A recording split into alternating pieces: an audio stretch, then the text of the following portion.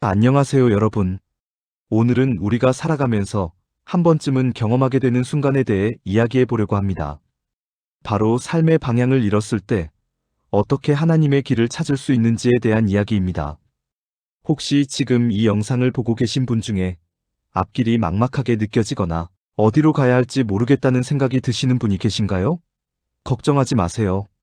이런 순간은 우리 모두가 겪는 자연스러운 과정입니다.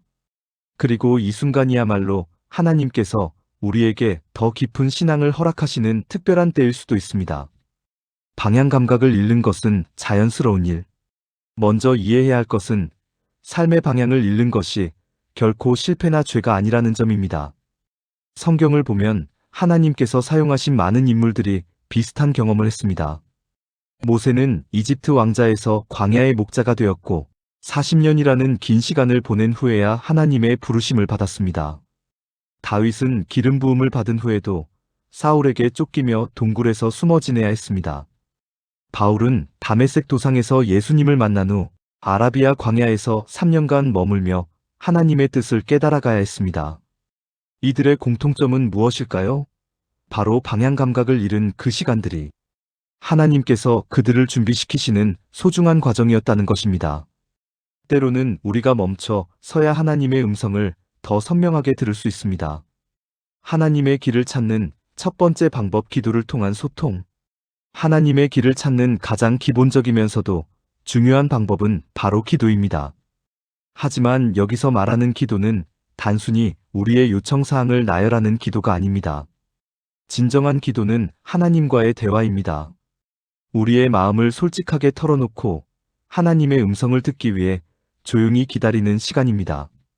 시편 46편 10절에서 하나님은 너희는 가만히 있어 내가 하나님됨을 알지어다라고 말씀하셨습니다. 현대 사회에서 우리는 항상 바쁘게 움직입니다. 하지만 하나님의 길을 찾기 위해서는 때로 모든 것을 멈추고 하나님 앞에 고요히 서는 시간이 필요합니다. 매일 일정한 시간을 정해서 하나님과 깊은 교제의 시간을 가져보세요. 처음에는 어색할 수도 있지만 점차 하나님의 음성을 분별할 수 있게 될 것입니다. 두 번째 방법, 말씀을 통한 인도. 하나님은 성경을 통해 우리에게 말씀하십니다. 특히 방향을 잃었을 때 하나님의 말씀은 우리의 발의 등이 되고 길의 빛이 됩니다. 말씀을 읽을 때는 단순히 글자를 읽는 것이 아니라 하나님께서 지금 나에게 주시는 메시지가 무엇인지 찾으려는 마음가짐이 중요합니다. 같은 구절이라도 우리의 상황에 따라 다르게 다가올 수 있습니다.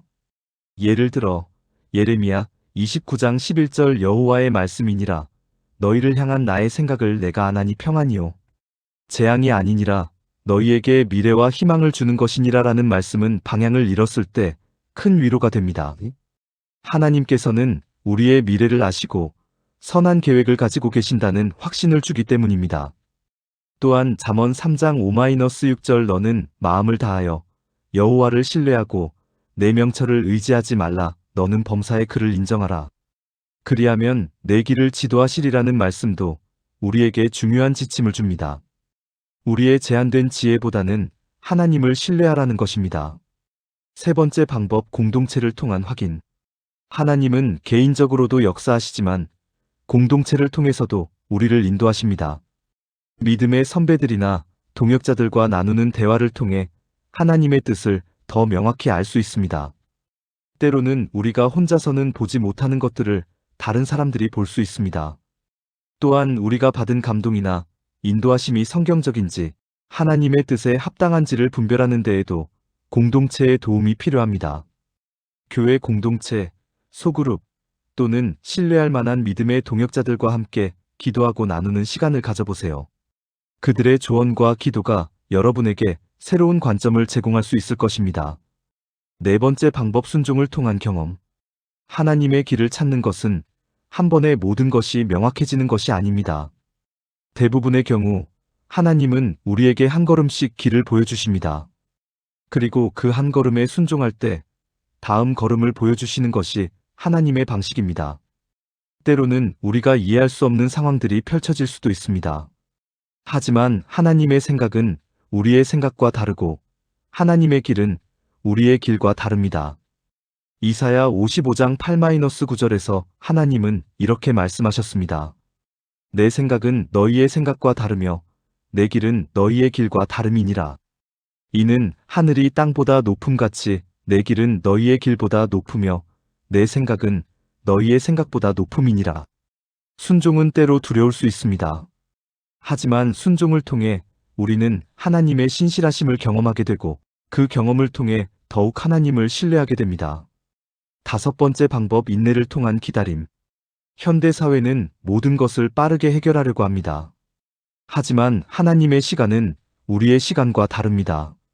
하나님께서는 때로 우리를 기다리게 하시는데 이 기다림의 시간도 우리를 성장시키시는 하나님의 방법입니다. 아브라함은 하나님의 약속을 받고도 25년을 기다려야 했습니다. 요셉은 꿈을 꾸고도 그것이 이루어지기까지 수십 년을 기다려야 했습니다. 하지만 그 기다림의 시간이 그들을 더욱 성숙하게 만들었고 하나님의 큰 뜻을 감당할 수 있는 그릇으로 준비시켰습니다.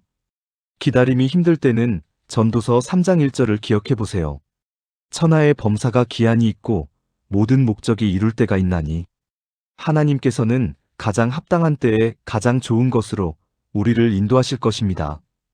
여섯 번째 방법, 감사를 통한 관점의 변화. 방향을 잃었을 때 우리는 종종 부정적인 생각에 사로잡히게 됩니다. 하지만 감사는 우리의 관점을 바꾸어 줍니다. 현재 상황에서도 감사할 것들을 찾아보세요. 건강, 가족, 친구, 하나님의 사랑, 구원의 은혜 등 우리 주변에는 감사할 것들이 많이 있습니다. 감사하는 마음은 우리를 평안하게 하고 하나님의 음성을 더 잘 들을 수 있게 합니다. 데살로니가전서 5장 18절에서 바울은 범사에 감사하라. 이것이 그리스도 예수 안에서 너희를 향하신 하나님의 뜻이니라고 말했습니다. 감사는 하나님의 뜻이고 동시에 우리가 하나님의 뜻을 발견하는 통로이기도 합니다. 일곱 번째 방법, 봉사를 통한 발견. 때로는 자신만을 생각할 때보다 다른 사람을 섬길 때 하나님의 뜻을 더 명확히 볼 수 있습니다.